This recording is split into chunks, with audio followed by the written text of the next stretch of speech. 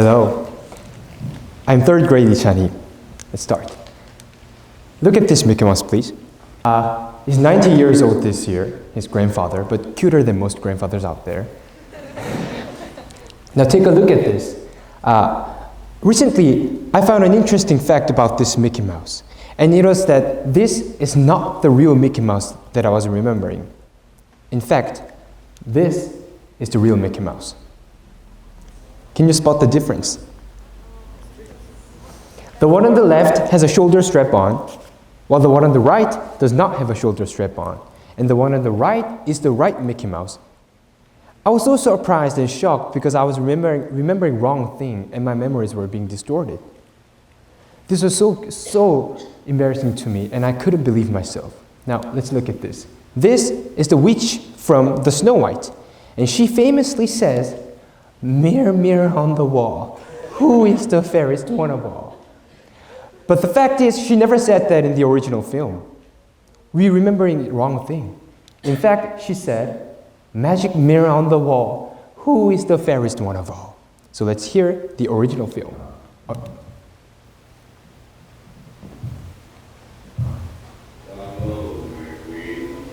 Magic mirror on the wall, who is the fairest one of all? Okay.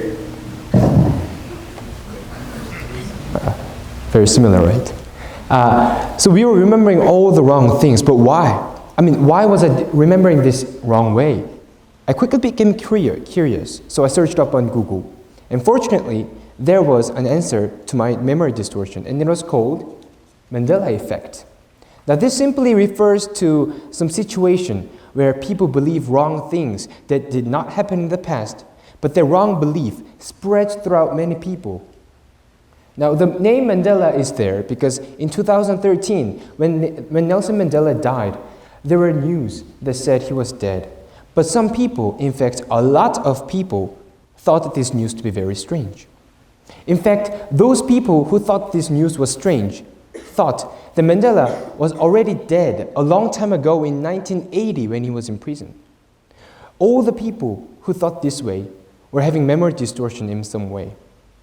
Now, the point here is that our memories aren't that reliable. We often forget things, and even worse, like this Mandela effect, we distort our memories. We remember things that we've never heard of, or recall differently from whoever shares the memory with us. From zero to here, which means from the moment you were born up until today, you might have had some wrong memories, and those wrong, distorted memories are usually caused by social reasons. So for example, this Mandela effect. People thought Mandela was already dead a long time ago in 1980 because back then, when he was actually in prison, there were a lot of headlines and newspapers that said he had bad health and that his bad health could cause him to die in jail. People remembered the wrong ways and they distorted their memories. So in this case, we can say our memory distortion happens because of social reasons. But what about our own reasons for memory distortions? There should have been. So in 2001, American psychologist Daniel Schechter classified 7 mistakes in memories, and he found that the distortion of our memories distortion of our memory is part of our stubbornness that we must forget. From his experiment, he concluded that there was no relation between our conviction in memory and actual accuracy. So in this case, your memory distortion is caused because of your stubbornness. But let's say this may sound so much confusing, but shortly, our memory distortion is caused both by external reasons and also our internal reasons. But this still means that we cannot completely avoid any memory distortion at all. This means that we are distorting some things and we cannot get out of there. That's why I believe that the point of our memory is not in the past, but in present. Because in present, you can decide what to remember from now on. You have remembered something in the past, but that could be wrong. But what you remember from now on, if you insist, they will stay in that way. If you look at this chart, from 0 to here, your memories were fixed and distorted. But what you will do, what you decide from now on, will stay that way. Now, at once, computer scientist Alan Kay once said that the best way to predict your future is to actually invent your future. So, if you want to, maybe you want to say, I want to upgrade my grade test score this time, but don't just predict your test scores. I mean, just invent your test scores. If you want to lose weight in Michuol, don't just predict how much you lose weight if you live like this for 3 years in Michuol. Look at me, nothing changes. So, don't just predict, but actually make or invent your healthy lifestyle.